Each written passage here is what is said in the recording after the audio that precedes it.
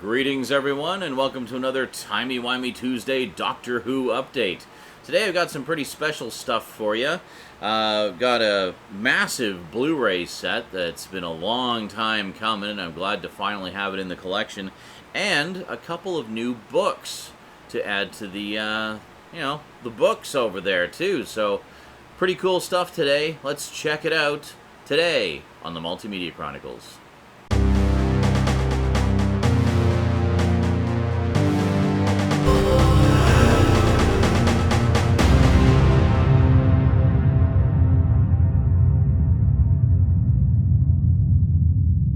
Welcome back, and once again, hope you don't mind the fan sound over there. It's still boiling and muggy, and the fan helps me to stay awake and alert so I can keep doing these videos for you.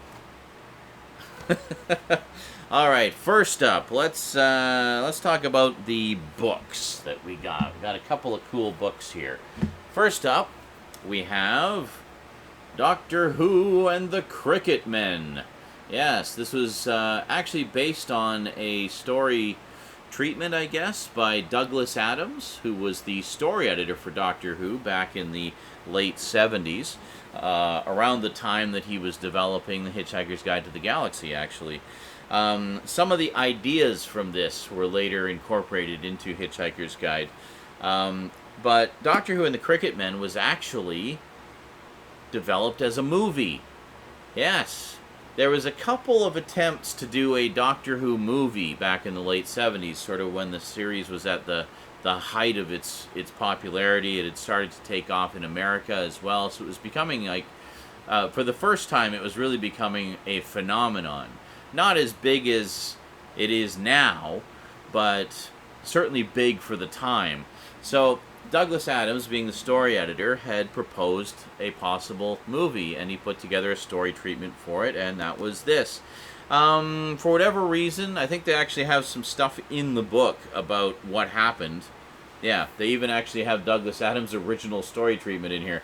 So they do go into the story about why it didn't get made as a movie. But there was a lot of different reasons. You'll have to get the book to find out. But basically, long and the short of it is, it never happened, and it never got developed even into a television story. It just kind of sat on the shelf forever. Until now. So now, thanks to James Goss, who has actually adapted two of the other Douglas Adams stories. Yes, he did the novelization of The Pirate Planet, and also did the novelization of City of Death. So, thanks to James Goss, we now have a novel of Doctor Who and the Krikkitmen. So now we can at least enjoy the story that was almost Doctor Who the movie, but was not.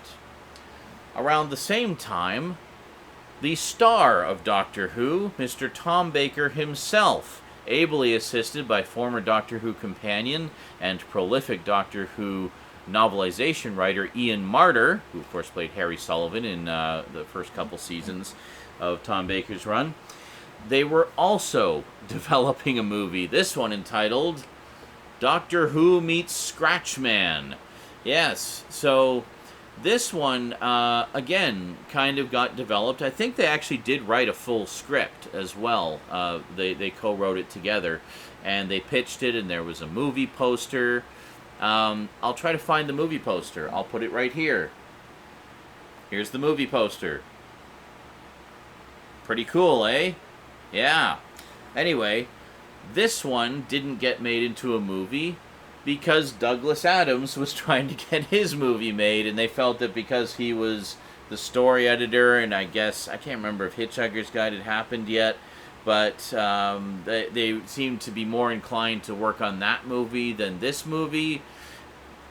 Yeah, in the end, neither movie got made. They basically just kind of stomped all over each other and, inner politics at the BBC and whatnot, and it just never happened. So now, Tom Baker himself has novelized his own script. And there you go. There's also an audiobook version of this, actually, unabridged, read by the man himself. I really, really want to get that.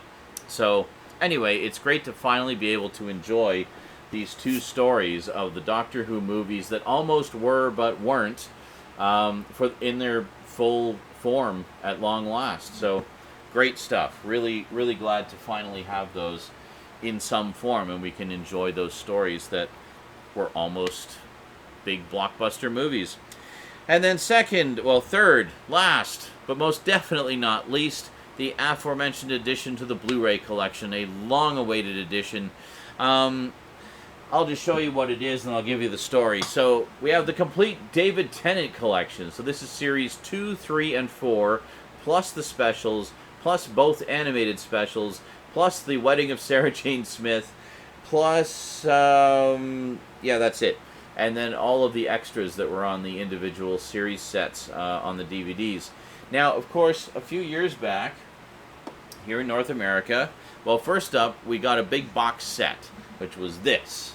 And this box set had series 1 through 7 on Blu-ray. And the big deal about it was the first time in North America, and I think the world, I think it was available in the UK around the same time, but it was the first time in North America that we had series 1 through 4 in high definition, because of course they weren't actually filmed in high definition. They were filmed in widescreen, but in widescreen PAL format. So it's still standard definition resolution, but in widescreen. So for a long time, the only way you could get series 1 through 4 on Blu-ray was in that box set. Then they released series 1 individually, and around the same time this came out, series 2, 3, and 4 were put on the schedule and were supposed to be coming out shortly. And then suddenly, for no apparent reason, those releases were canceled. So BBC Video very quietly released region-free versions of series 2, 3, and 4. They went for about $75 a season. So yeah, a little pricey, but if you really wanted them on Blu-ray, you could get them as these region-free editions.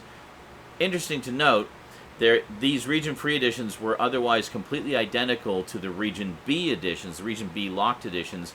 The Region B locked editions went for about $25, $30 a piece, like here in North America.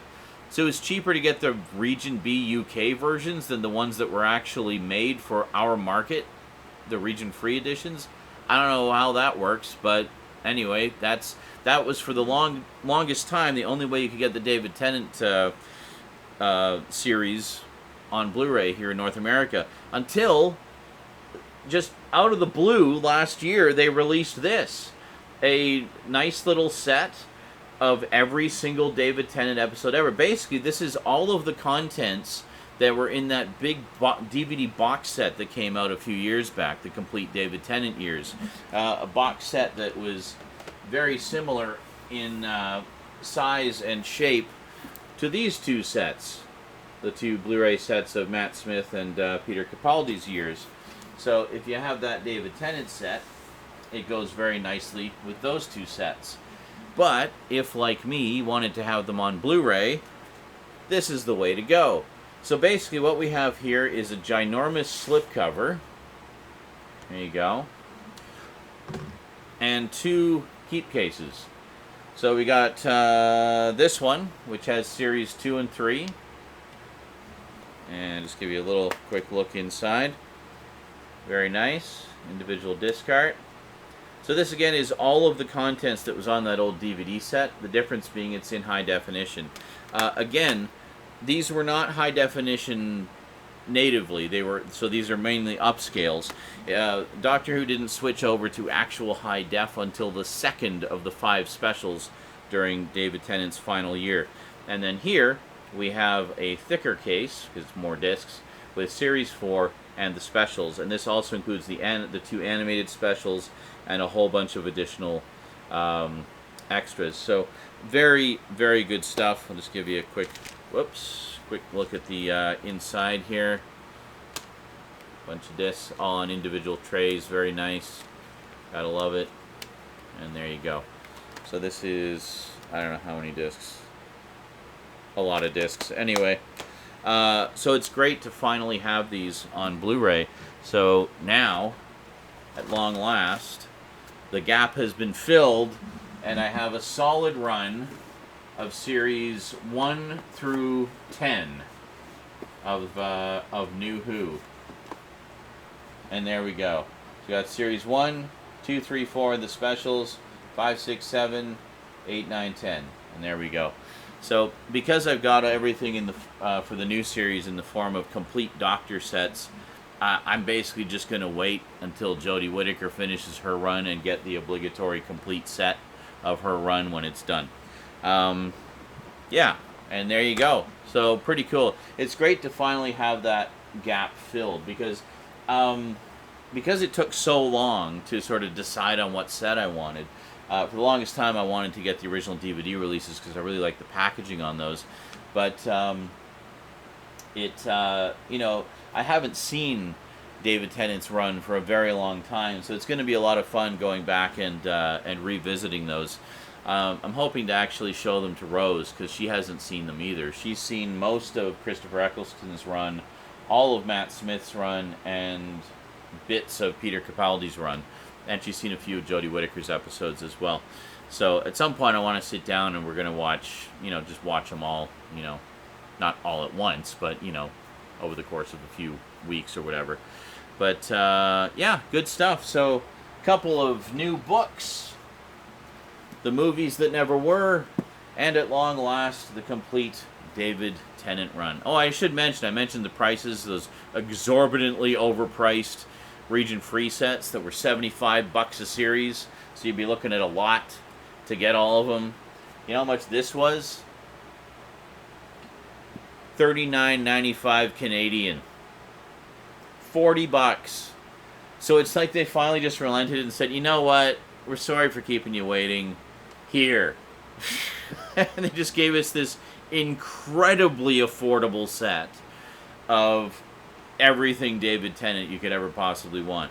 Yeah, like even the DVD sets. When the original DVD sets came out here in Canada, and the individual series on Blu-ray, they typically would go for about $70 to $100 each Canadian. Like, it's ridiculous how expensive they are. And you look at the UK prices, they're like, you know, £25, £20, like stupidly cheap.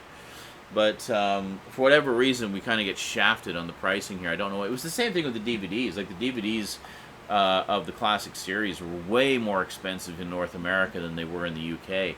And no idea why. Because, I mean, these are domestic releases of them. They're not imports. Why are they so freaking expensive here? I don't know. Anyway, glad to finally have that gap filled. Now I guess I should focus on the spin-offs. I don't have any of the spin-offs, so I need Torchwood, K9, and of course the Sarah Jane Adventures. Portions of which are out of print. I think with the Sarah Jane Adventures I might go with a Region B set. There's a Region B DVD set of the complete series. Probably the cheapest way to go. They had a couple seasons on Blu-ray over in the UK too, which we never got on Blu-ray here. It's quite annoying. They are also Region B locked. Definitely seeing more and more arguments in favor of getting a region-free Blu-ray player, you know? Man, sure would make all the Doctor Who collecting go a lot easier. Anyway, that is it for this week's edition. Hope you enjoyed, and I will see you next time. Yes, there's more Doctor Who updates to come, so tune in again next Timey-Wimey Tuesday for more, and I will see you next time. So thank you very much for watching. Big thanks to my Patreon sponsors. I'll include Amazon links in the description to all of this stuff, the books and the Blu-rays. So if you want to add any of them to your collection, please consider using my links because it does help to support the channel and all that I do. Thank you very much to those of you who do that. I really appreciate the support. And yeah, so see you next time. Oh, be sure to catch me on Twitch. I stream there just about every day. Alright, until next time, thanks for watching, and sayonara.